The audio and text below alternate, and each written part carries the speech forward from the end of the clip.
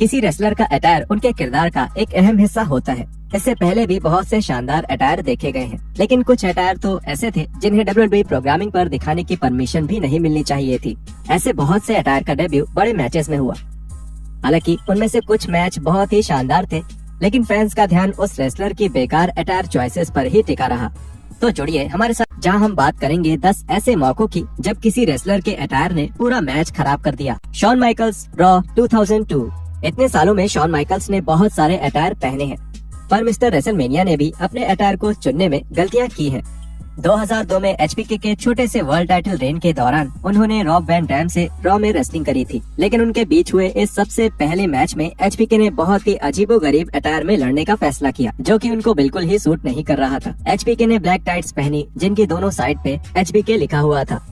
वो अटायर बहुत ही ज्यादा ध्यान भटकाने वाला था और लग रहा था जैसे कि वो अटायर आखिरी मिनट में लगाया गया हो। उस समय ज्यादातर लोगों का ये मानना था कि ये वही अटायर है जो कि एचबीके 2002 की सर्वाइवर सीरीज में पहनने वाले थे। हालांकि ये अटायर उनका बेस्ट नहीं था, लेकिन इस गलती के बाद ये रेसलिंग लेजेंड आगे अपने रिंग के कपड़ों को लेके थोड़ा ज्यादा ध्यान रखते हैं। Goldberg royal rumble 2021। अपने पूरे करियर के दौरान गोल्डबर्ग ने ज्यादातर 2 ही इन रिंग अटायर का यूज किया है। WCW में उन्होंने ब्लैक ट्रंक्स और ब्लैक पोर्ट्स पहने और WWE में उन्होंने थोड़े बड़े ट्रंक्स पहने जो कि ब्लैक एंड व्हाइट थे, लेकिन ब्लैक बोर्ड्स वैसे के वैसे ही रहे।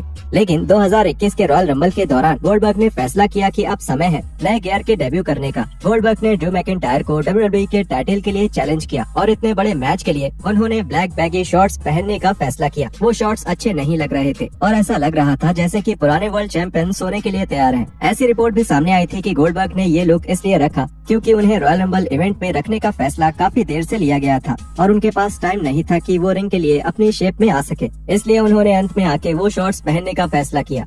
Roman Reigns Fastlane 2017। जब रोमन रेंस बेबी फेस थे तब वो अपनी आम गियर से कभी अलग नहीं हुए, लेकिन 2017 के फास्टलेन इवेंट के दौरान रेंस ने अपने अटायर के एक जरूरी हिस्से में बदलाव किया।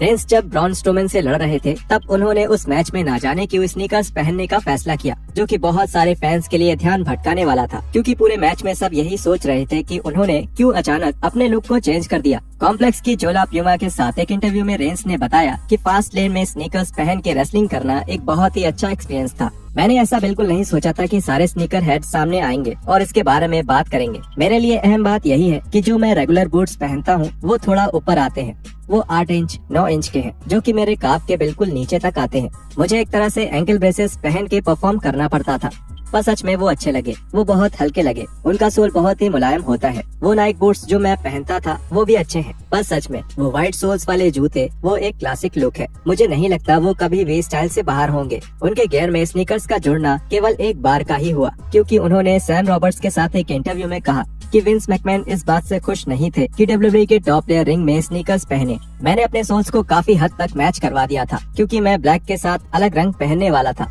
मेरे वेस्ट ग्लव्स और भी चीजों पे व्हाइट कलर था और उन पर भी व्हाइट ट्रिम थी। मैंने उन्हें मैच करा दिया व्हाइट सोल से और मुझे लगा ये अच्छा लगेगा। एक आदमी को ऐसा नहीं लगा और वो बहुत ही अहम आदमी है। The Undertaker mayhem in Manchester.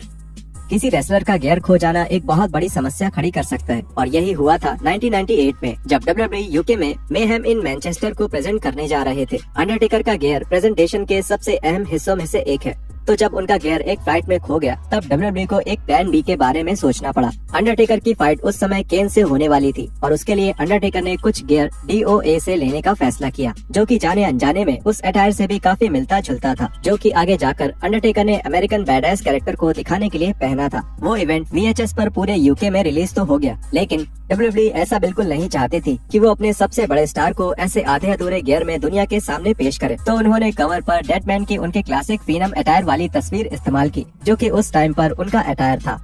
Carrion Kross Raw 2021।